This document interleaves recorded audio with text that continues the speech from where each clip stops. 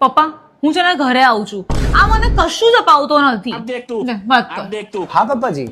બોલો જમાઈ રાજા. અરે ઘેર આવવાની વાત કરે જાતો. હા તો આવવા દો ને. અલા અમારા શાંતિ રહેવાનું કે નહીં, 25,000 મોકલું, એને જે જોયા અપાઈ દો તમે. અરે આટલામાં કઈ ના થાય, બેટર છે ને ત્યાં આવવા દો. અરે હું 5 વધારે આપું, એને ત્યાં જ રાખો.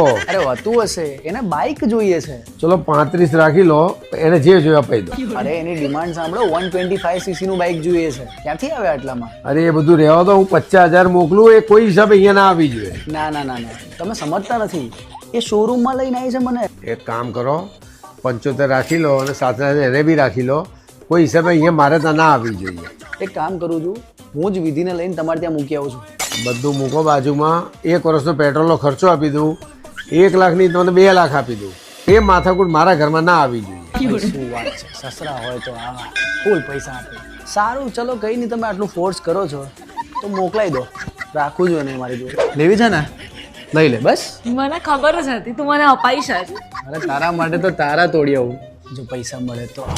હા કઈ બોલ્યો? ના હું બિલ કરીને આવું.